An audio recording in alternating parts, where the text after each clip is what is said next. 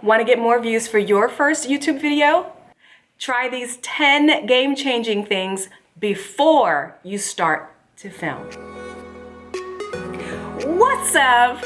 My first YouTube video ever. Yes, and it's gonna be the start of something so good. Thank you for stopping by my little YouTube corner office.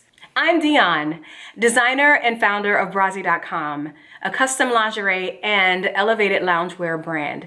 Let me keep it all the way real with you. I have been planning this video in my mind and on paper for weeks, wanting to get the right setup, making sure I had the right lighting, wanting to get the right lens so I can get the perfect frame and the right microphone, just to make it all slick, glossy, and perfect. And you know what I realized? I didn't need any of that.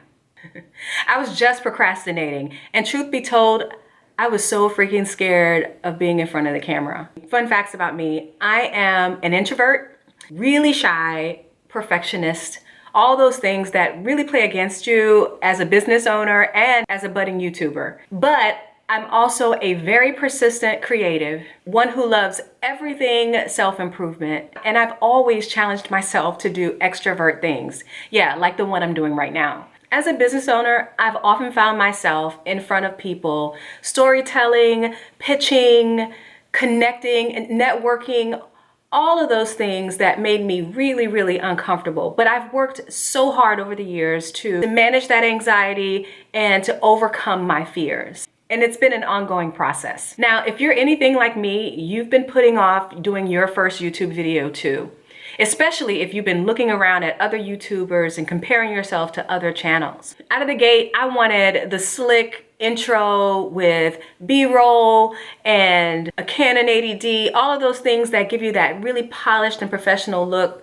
And after months and months, I still don't have any of that. I know that there are a million excuses that you can tell yourself to keep you from creating your first YouTube video. So if you stick around to the end of this video, I'll share with you 10 lessons that I learned after searching and researching YouTube videos and channels big and small. These 10 hacks helped me to take what would have been just a video to check the box to one that really is optimized to get views and one that has a better chance of attracting subscribers right out of the gate. These lessons that I learned took what seemed to be a daunting task and made it one that was more streamlined and focused on what I needed to make my first YouTube video successful. Before I forget, make sure to click the subscribe button and hit the notification bell so that you are alerted when I upload each week a new video to inspire you to embrace the greatness you already have to launch and grow your creative business. Here on this channel is where creative entrepreneurs come to get inspired,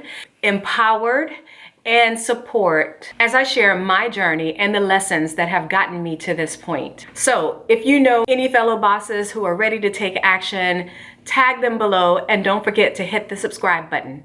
Now let's get into it. Tip number 1. Set a deadline and stick to it. Now this tip might seem a bit lame, but don't miss this point. Every successful YouTuber commits to scheduling film time and to delivering content consistently so that their subscribers know when to expect the next video. Just like TV, I know when my favorite television show comes on, you can bet I'm sitting on the couch with popcorn in hand a few minutes before start time so that I don't miss a moment. Can you imagine the disappointment that would follow if I then found out that my favorite show wasn't coming on? Setting a deadline is something that I didn't do when I started to make this video. And as a result, it took me months to get off the pot. I kept finding reasons to delay filming. I needed a new lens. I needed a ring light. I needed a new microphone. And while I was shopping for all of these things, I still had no idea what I was going to film about. So to avoid disappointing your subscribers out of the gate, start the habit of setting a deadline and sticking to it. Yes, even with your first video. Pro tip: YouTube favors channels that deliver great content consistently by suggesting their videos to individuals who ordinarily would not see them in the suggested section on the homepage. Do yourself a solid and start setting deadlines early and commit to your deadlines. Tip number 2, get over yourself. Okay, I'll admit, this one was particularly hard for me. As an entrepreneur, I tend to work really hard, probably more than I really should, not doing all of the things that I need to be doing for my health and everything. And that's something that is changing in 2020. But the reality is I wasn't getting enough sleep. I wasn't exercising enough. And I was so afraid, okay, I'm already camera shy, but I was so afraid that all of the signs of those things that I have been doing to myself would show on camera. And so I avoided filming for months. Don't let silly things like that, mind issues, ruin your opportunities. It's really, really stupid. It's not, there's nothing logical about what I did. If you look at any successful channels where the YouTuber has done several videos over time, many of them go back when they achieve milestones and just take a look at their first video and they all say it's cringeworthy. So there's not going to be perfect makeup. There's not going to be perfect lighting. There's not going to be the perfect setup. It's just get it done. Just get it done. You will criticize your choice of words. You will be upset with your lack of polish and energy. The list goes on. When you look back a year from now, it's guaranteed to be a hot mess. But here's the good thing about doing a bad first video. When you do look back, you'll see tremendous growth. That will be not only inspirational for you, but for new and aspiring YouTubers who are intimidated by filming their first video. Trust me, you'll appreciate your growth. So get over yourself and get the move on. Let me know in the comments, what excuses have you been telling yourself that's been keeping you from filming your first YouTube video? Tip number 3. Use the equipment you have. This is the first video and the goal is to get it done. So keep it simple, silly.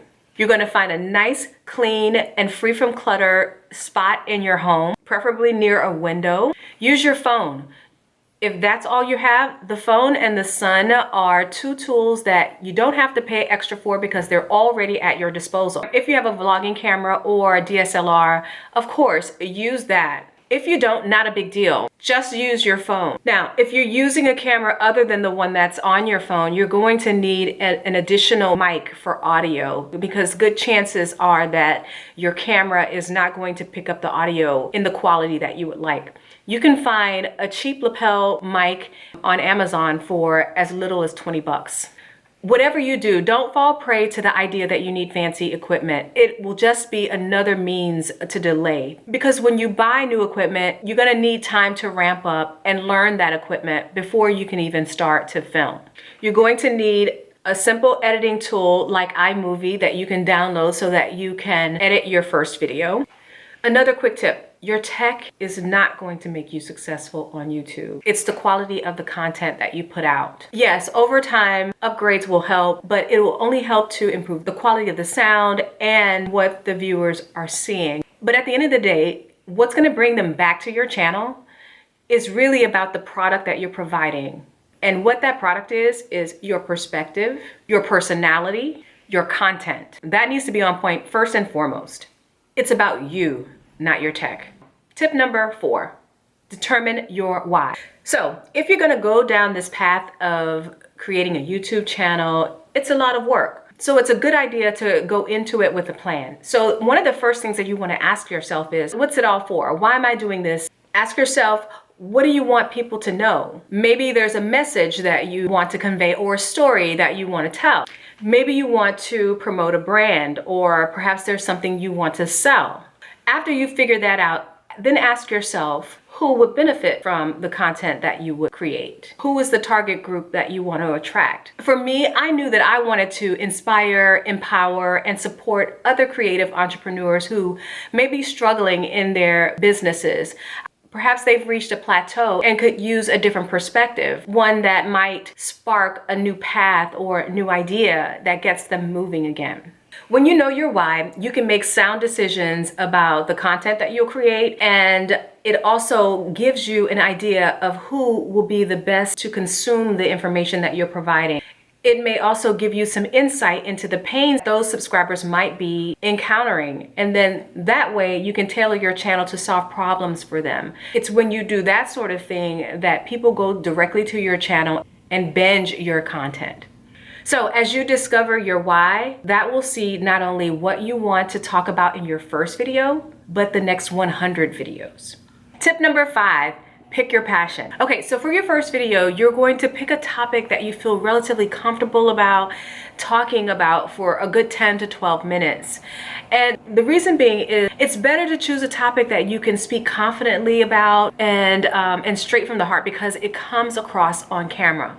We want to eliminate any additional barriers to getting the first video done. So you're going to choose a passion topic, something that you feel really good about and that you can offer a perspective on. This is because we're providing value. You want to start even in your first video with providing value. And the reason you want to do that is because that will increase the likelihood that your watch times will be longer than the norm. Why do we care about watch time? Because watch time is king on YouTube. Yes, even for your first video. So you're going to choose a topic that you can speak confidently about, that you can offer a unique perspective on. A lot of new YouTubers jump right in with the idea of doing an introduction video or doing a trailer. All of those are nice, but the harsh reality is nobody cares, at least until you've given them a reason to care.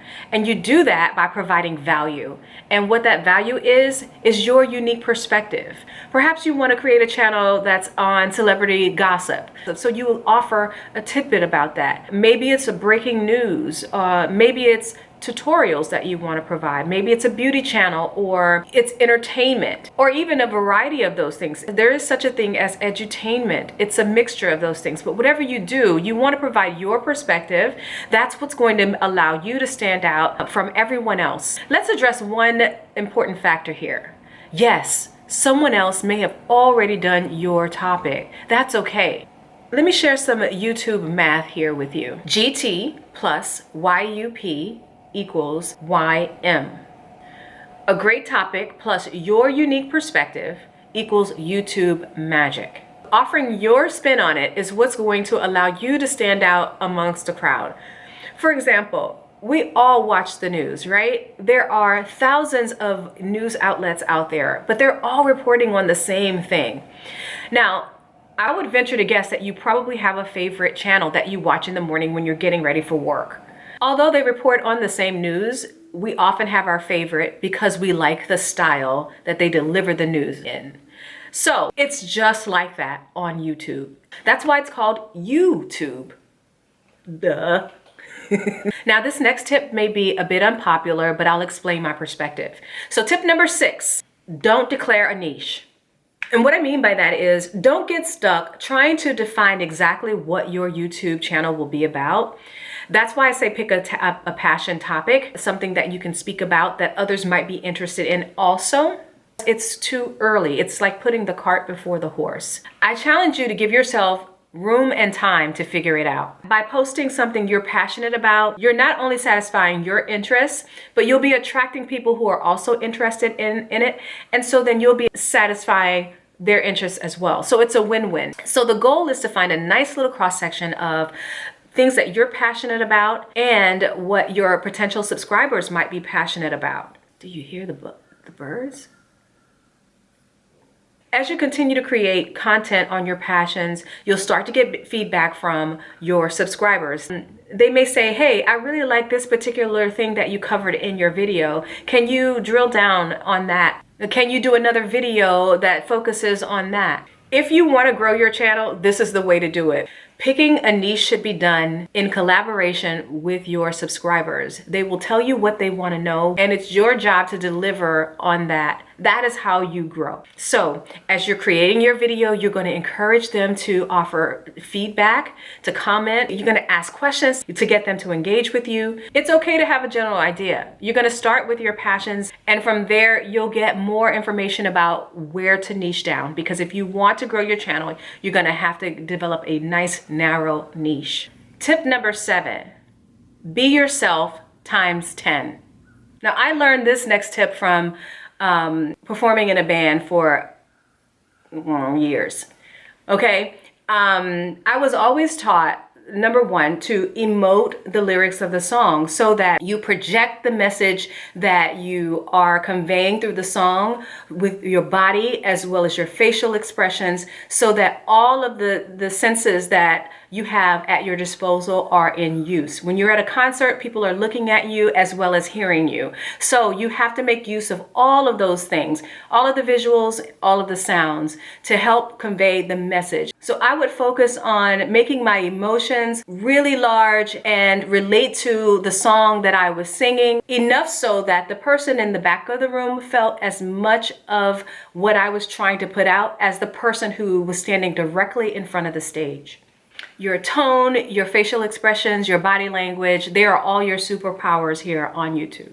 Just remember to use all of them to your advantage and make them bigger than you normally would. Tip number 8, always research your topic before you film. You don't want to create a video that nobody wants to see. Again, the point here is to make sure that you're creating content that people want to consume. Otherwise, you'll just be making videos for yourself. And what's the point in that? To research your topic, think about how people who are looking for this particular answer or topic, think about how they might search for it in Google or on YouTube. You're going to make a list of all of the potential phrases, all of the potential words, keywords that they would use to find your particular topic. So you're going to ask yourself, what are the common search terms or keywords that someone might use to find your topic? Think about how you'd search for it. For example, I know I will be doing a video for how a creative entrepreneur might want to launch and grow their own business. So I'm going to look for search terms that people might use to find information on starting, launching, and growing a business as a creative entrepreneur. By the way, if that's something that you're interested in, please subscribe to the channel. I currently use a Chrome extension called TubeBuddy that allows me to not only find appropriate search terms, but it allows me to assess those terms of whether they are searched enough. So there are two things that you're going to care about. You're going to care about search volume, and you're going to care about the competition. And search volume simply means the number of times it gets searched for on a monthly basis. And competition refers to the number of videos that have been created already on the topic. If too many videos have already been created on a topic, it may be very difficult for you to come up in search when someone is searching on the topic. So when you're assessing a search term, you want to make sure that it's a low competition, but it also has high volume. So there are enough people who are interested in it, but there's not too much content that has already been created that will make it difficult for you to be seen when someone is searching for it. By the way, if you'd like a tutorial on TubeBuddy, just let me know in the comments. Once I find a good healthy search term, meaning one that has high volume in search but not as much competition, then I make my video around that search term using the keyword in the title, in the description, in the tags, as well as in my discussion in the video. YouTube has the capability to transcribe everything that comes across in your video, everything that you speak. It knows what you're saying. So you have to make use of those keywords also within your video. Starting out, your best chances of getting found is through search. So this is the reason why it's so important to make sure that you put those keywords in your title, in your description, in your tags, as well as speaking them in the video so that you create a higher chance of being found. Okay, tip number 9, post and forget it. Okay, it's going to take some time to grow beyond friends and family. A couple things that you can do. One is you can share. Okay, so in addition to optimizing your video for being found via the search terms, you could also share your video on your other platforms and then ask your friends to share with their friends. This is why it's so important to make your videos searchable. Tip 10, script it. So you're going to organize and write down your thoughts. Yes, it is your first YouTube video, and you don't want to come off unfocused and unprepared. You don't have to script every word. Although this might be comforting to you in the beginning, especially for the first video, I can totally understand wanting to have a little bit more control over your thoughts and your words. As you start to create more, you'll get better at just listing the topic and allowing yourself the room and the latitude to speak freely. And there's always editing. You will make mistakes throughout. I can't tell you how many I've made so far, but that's the beauty of editing. And after you've done all that, you're going to rinse and repeat. Find another passion topic, research it, and you're going to create a video around the key terms. Did this video help you? Are you gonna use any of the ideas here to make your first YouTube video? Let me know in the comments. I can't wait to continue the conversation below. Want help scripting your first video? If you're serious about making the most out of your first YouTube video, you can get my YouTube scripting workbook, which walks you through my create methodology for writing the perfect script, not only for your first YouTube video, but for all of your videos. I developed this workbook after studying months and months YouTube channels, big and small. There is a formula. And it's a formula that successful YouTubers use to grow their channels from 0 to thousands of engaged subscribers quickly.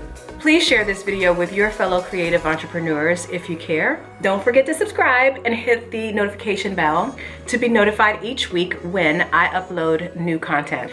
Wishing you good luck with your first YouTube video, and until then, stay inspired. Bye.